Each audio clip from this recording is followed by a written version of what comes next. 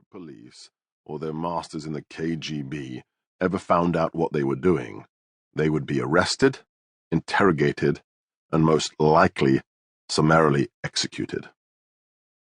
As this small band of anti-communist patriots intensified their information-gathering activities, they established contact with Western intelligence, specifically MI6, the external spy service of Great Britain.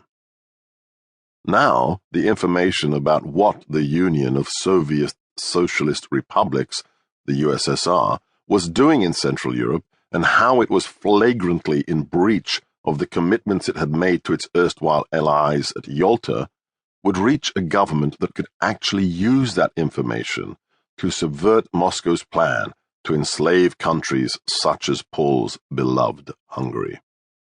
But he and his friends didn't realize the deadly danger they were putting themselves in by reaching out across the Iron Curtain to a government that they saw as a pillar of the free world.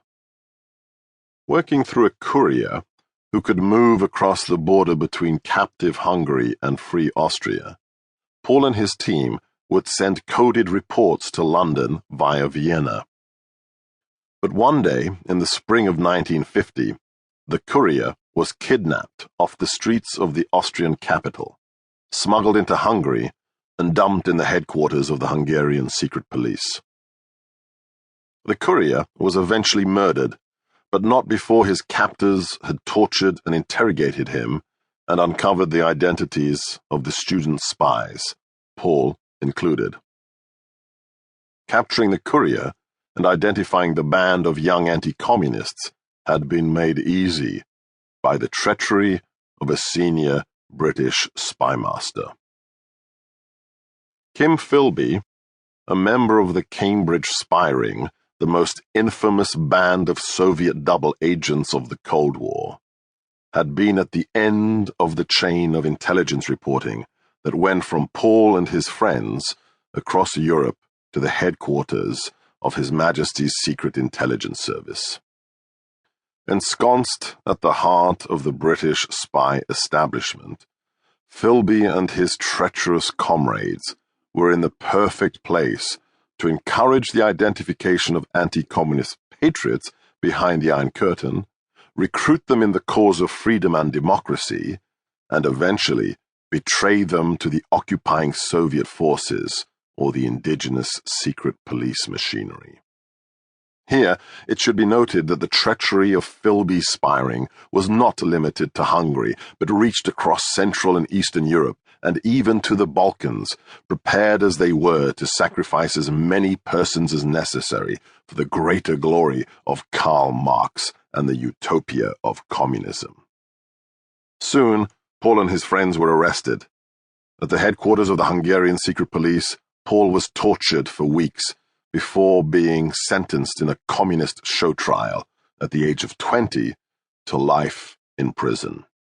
Paul was my father. Despite the horrendous torture that left this young athlete, Paul was on Hungary's national crew team set to row at the Olympics. Injured for life, he was lucky. The government had decided before the trial that given his role in organizing the circle of secret patriots, he must be hanged. That was how justice worked under communism, whether in Hungary, the USSR, or Mao's China. Sentences were determined before the trial even began. But unbeknownst to Paul, he had a guardian angel who would save him from the hangman's noose. Today, in Hungary, a beautiful country almost fully recovered from the decades of communism, my family name is associated with one person in particular, Sebastian Gorka, my father's uncle, a ceramicist and one of Hungary's most famous 20th century artists. He was also a canny survivor with remarkable political sense.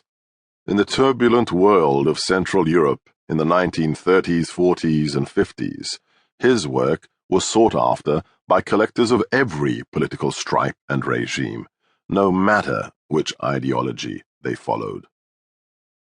In the years after World War I, which had deprived Hungary of 2/3 of its territory and 1/3